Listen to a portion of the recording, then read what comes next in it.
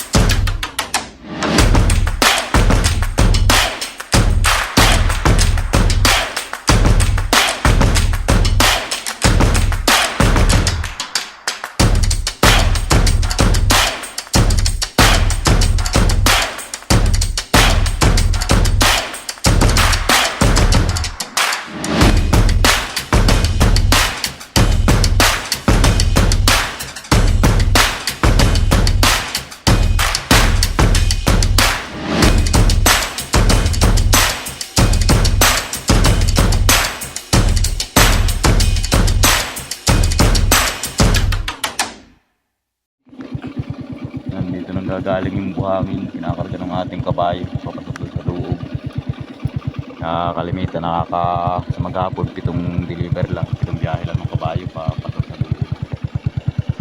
Pwedeng ngayon nga ang hapon, napapagod yung kabayo. Siguro bukas hanggang ano pa to, Biyernes okay. Meron pa sasako tayo dito. Ganyan. Thank you.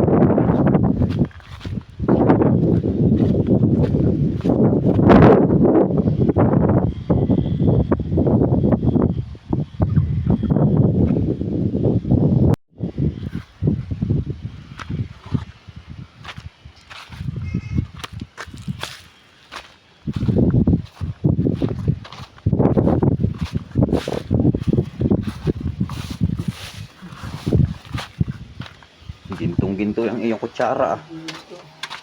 Gold. Ito binistay na, hindi pa. Hindi pa.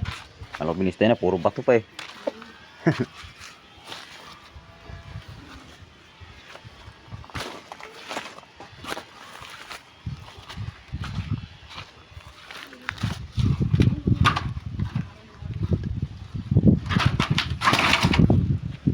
Mangyero pa tayo para sa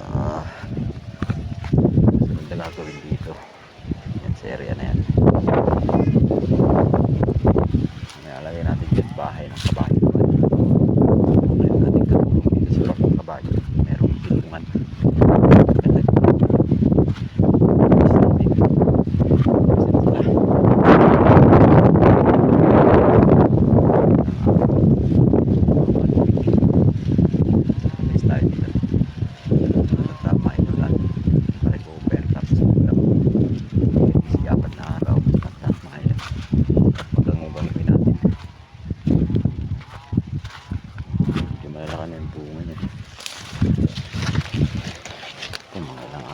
Pwede na ito eh. May laman na ito. Natin.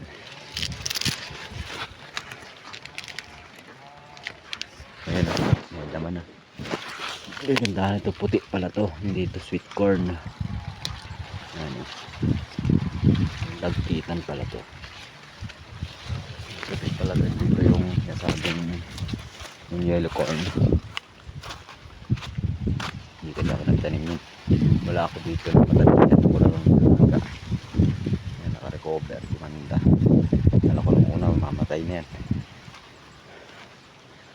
Meron din tayo dito yung traktora. So, tinesting ko kahapon nung isang araw pala tinag-practicean ko. Okay naman, magagamit ito paan. Araro tayo dito. Maliit lang siya pero okay, maganda siyang pang-araro.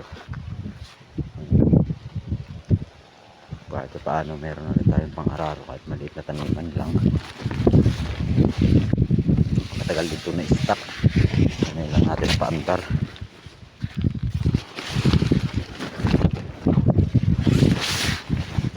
Taon din naka-stock to dito sa bodega. Tinatakluban ko lang kasi naulan, mabasa. Magandaan dito, may reverse na, hindi ka mahirapan mag-antras niya. Saka malakas siya, pwede ka magpalit ng ibang talim ng araro niya. Ito konting oras ka lang pinag-practicean ko, pwede putol pati mga ugat niyan. Yung mga ugat na ganan yan, putol yan. Ito yung kagandahan dyan sa araro na kahit malalaking kahoy, yan yung ugat na puputol. Malakas siya, malakas.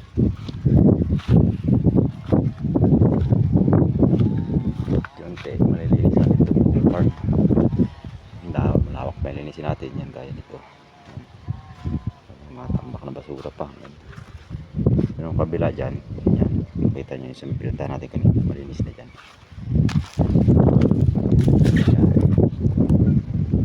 Dyan, tsaka dito sa kabilang side. So may baba dyan ng mais. Sa may harap yung mga.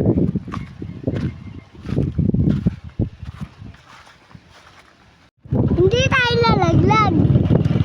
Hindi tayo malalaglag. Dito patay kayo, ano? Sabi ni Lola. Wala dito. Hindi mo na ako nuktok.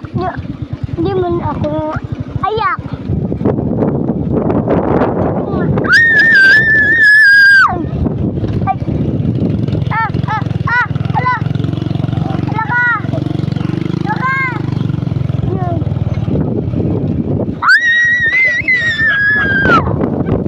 Tubig ko. Kudo, wala din daan. May daan. Doon daan natin. Ha?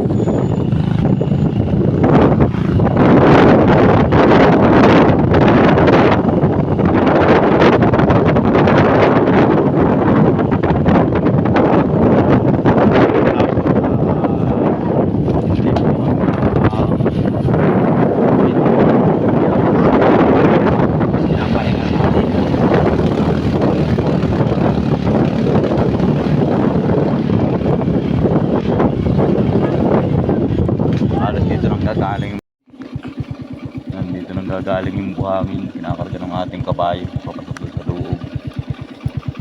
Kalimitan sa maghapon 7 deliver lang, 7 biyahe lang ng kabayo papasok sa loob. Pwedeng meron nga nga ako napapagod yung kabayo. Siguro bukas hanggang ano pa to, Biyernes coaching, meron pa sasako tayo dito.